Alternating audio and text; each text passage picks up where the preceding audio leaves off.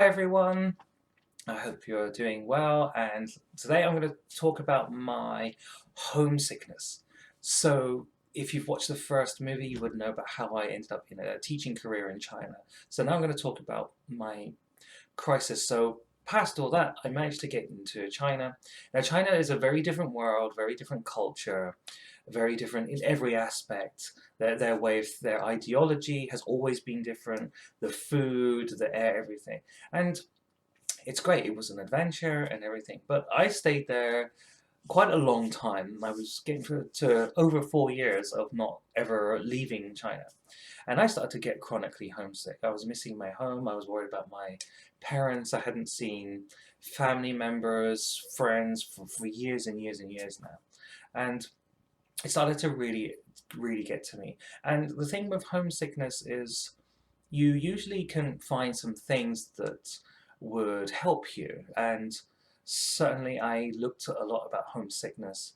But the problem with homesickness is if you're starting to feel down, you're starting to miss home, you become very emotional. And I did. There were times when I could wake up in the morning and I'd be bursting into tears, and the same thing could happen at night. I was just so mentally, emotionally exhausted because if you're in a foreign culture, and I say a foreign culture, not a foreign land, because if I'd gone from, I'm from the UK, so for me to go from the UK to France, there's a lot of cultural similarities, a lot of our background, ideologically, mindset, food. It's not a huge jump. I could even say the same, say, if I went to somewhere like Germany, maybe even Russia, because there's that European base to it.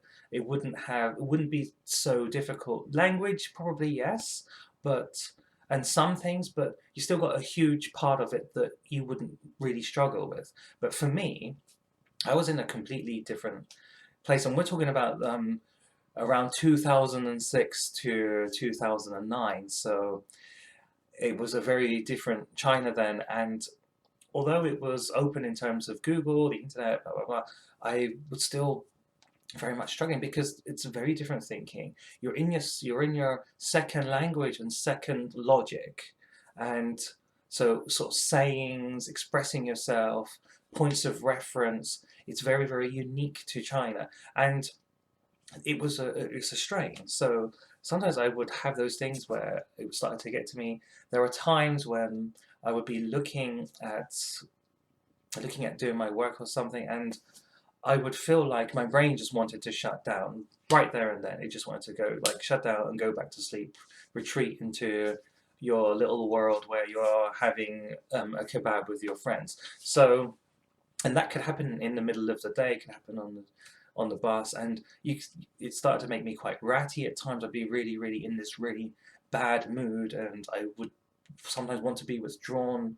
And sometimes the withdrawn one was not too bad because it would prompt me to maybe make a curry at home. In England, we have this thing about beer and curry for most men, at least, and it obviously has favoured memories with my friends and going out and stuff in England. So there are times where I would shut the world out, turn my phone off, and I would just want to be alone and do these things. But it's only a temporary thing. You do have to go home. And so I really felt this major shutdown, and it makes it hard for you to concentrate. And people may be very friendly, want to talk to you, but in your mind, like, I don't want to talk to any more of these people. I just want to go home. And you get this real, if you like, a depression, and this you get moods. You can get kind of mood swings, and it can really get to you. So that's my experience of homesickness, and it did make me burn out. I was someone who was quite sharp. I became very sluggish. I was just annoyed all the time. I just wanted to sleep all day if I could, and that was going into using stuff like coffee and green tea together to kind of boost myself up. So I would have this fire, but it was all forced, and so that's what homesickness is like. And while you can stave it off, when you're in a very foreign place in many aspects, you do have to go home, and don't leave it like me. 4.5 years is ridiculously long. So how did I overcome it? Well, I started to plan some things because I thought, this is maladaptation. I'm definitely not adapting here. I thought I was loving the adventure, but now the adventure is becoming a burden.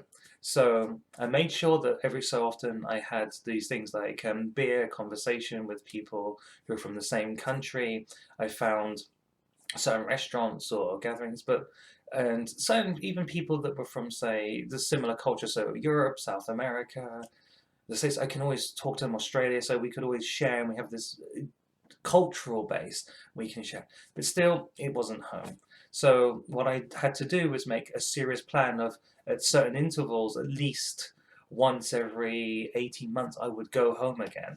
And when I went home, I had my long stretch, and then it was just really hard to come back to go back to China at the time, because I thought, you know what, I'm home. I'm loving how restful I am. And when it comes to burnout, please understand that if you are in a foreign culture, or if you're got employees who are foreign, like me, there are certain things.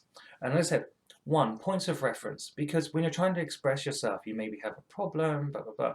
You need those points of reference. And if they're entirely different, you haven't got that base, it's going to be hard then to express yourself and share, and you will feel frustration. And you think, yeah, you're a bit frustrated.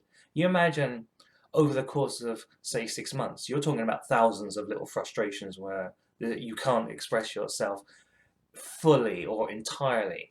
So it's a major stress. The second thing is language. No matter what, when you're in your second language and you're not native to that region, and this can even happen to people within the same country, there are certainly huge countries, that there are certain things, that the way things are said, points of reference again, that don't really exist in that region. So think about this. And this is another thing that can add to their burnout, which is, you say language is a one, but it's not just about expression, it's also about how you make friends. When you're with your friends, how do you share certain things like music, humor, all these things that would be standard stress reliefs when you're back home, and then in your own kind of culture, your own kind of home, and then you can't do this, so it's very stressful. The other thing is the intensity of effort every day. Now, I was waking up every day in a culture that is using Mandarin. So I have to use like my other brain to switch into a different way of speaking, expression physically in terms of my like my throat speaking regions. It's a different physical process. Gestures and stuff. It's a different physical process. Mentally, emotionally, I have to spend much more effort to process what they're saying, to catch everything. And when I'm communicating with them, it's the same for them, because I'm still doing it as someone who's not quite flowing and natural as they are. And even if it is, because my Mandarin is pretty good and quite fluent, and for normal things I can, but there's still going to be that slight delay in many things, that slight mismatch, because you never grew up there, or they never grew up there. So give them some time. And what I found was useful is that I needed some breaks. So certainly, if certain core things could be written down, it really, really helped, because it's less processing power. You don't have to remember it like if someone's speaking to you. But also, you really need to spend time to talk to them, and if you can, help them out with little groups, that let them know about little groups, because if you're local to them and they're not, you probably know or can easier find certain groups for their culture that will help them have people to relate to and understand and plan their times home. And remember, like for me, some of these companies were awful. They said, oh yeah, you can have like a 1 or 2 weeks. It's from Beijing to London, it's 8 hours. If you're from the south, because Shanghai is 11 hours if you're right down the south where I was, like near Hong Kong, then we're talking more like, can be anywhere between 13 and 15 hours. It's far. It's far, far, far away. And when you get back, you need 2 weeks is okay for a little holiday when you're just as a tourist. But if you want to spend time with family and really relax, then you need a decent amount of time. 3 weeks to a month would be minimum that I would say. So these are some tips if you're facing that. And this is my personal experience of how homesickness was burning me out, and it was messing me up. And yeah, I would just say that I know what this is like, and yeah, another very different form of burnout for you to think about and understand about who's around you, and I hope it raises your awareness. Thanks for listening.